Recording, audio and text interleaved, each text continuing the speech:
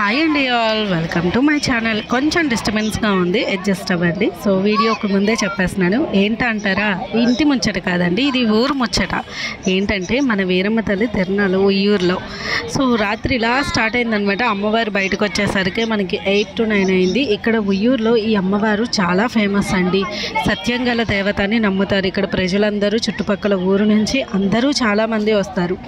ఈ అమ్మవారిని మొక్కుకొని దీపం, గండ దీపం అని అంటారు. ఇక్కడ తిరుగుగండ దీపం, ఎదురుగండ దీపం అని ఏదన్నా ఒక మొక్కుకొని దీపం ఇస్తే అమ్మవారు మనకి పరిష్కారం, మన సమస్యకి పరిష్కారం, అలానే మనం కోరుకున్న కోరికలను నెరవేరుస్తుందని ఇక్కడ భక్తుల నమ్మకం అన్నమాట. సో ఎవరైనా మీరు ఇంకా మీకేమన్నా సమస్య ఉన్నా, మీరేమన్నా కోరికలు ఉన్నా ప్రతి సంవత్సరం ఫిబ్రవరిలో కానీ జనవరి ఎండింగ్లో కానీ ఈ అమ్మవారి తిరునాళ్ళు వస్తాయి. అది కూడా 14 రోజులు ఉంటుంది. ఎవరైనా ఆ 14 రోజుల్లో ఎప్పుడైనా అమ్మవారికి వెళ్ళి దీపం ఇవ్వచ్చు. మీరు అనుకున్న కోరికను నెరవేరిన తర్వాత మళ్ళీ అమ్మవారికి ఏమైతే మొక్కుబడిగా అనుకున్నారో అది తీర్చుకోవచ్చు. ఇక్కడ ఇంకా విశిష్టత ఏంటంటే అమ్మవారు శివాలయంలోకి వెళ్ళరండి.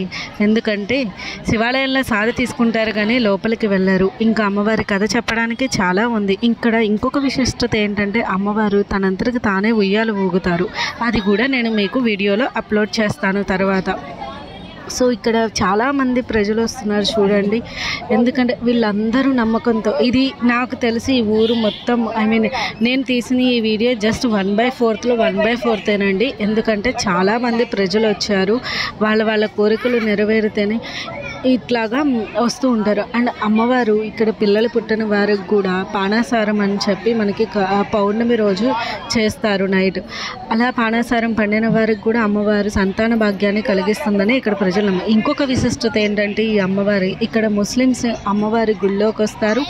అలానే పోలీసులు ఫస్ట్గా అమ్మవారికి సారణిస్తారు. అలానే ఇంకొక విశిష్టత ఏంటంటే అమ్మవారు ఇక్కడ నమ్మిన వాళ్ళని మంచిగా వాళ్ళ కోరికలను నెరవేరుస్తారు. ఒక్కసారి మీరు గట్టి నమ్మకంతో అమ్మవారిని కోరుకోండి, ఖచ్చితంగా ఏమనుకున్నా జరుగుతుంది. లేట్ అయినా కానీ మీ యొక్క కోరికను బలంగా కోరుకుంటే అది మీరు మంచిగా అనుకుంటే ఖచ్చితంగా అమ్మవారు నెరవేరుస్తారు. ఒక్కసారి ఉయ్యూరు తిరునాళ్ళని మీరు ఖచ్చితంగా విజిట్ చేయండి, లేదా చూడ్డానికైనా వెళ్ళండి. వీలైతే అమ్మవారిని ఒకసారి గుళ్ళోకి వెళ్ళి దర్శించుకోండి. అయితే ఈ తిరునాళ్ళ స్టార్ట్ అయ్యేది అమ్మవారు అత్తింటి దగ్గర నుంచి పుట్టింటికి వస్తుంది.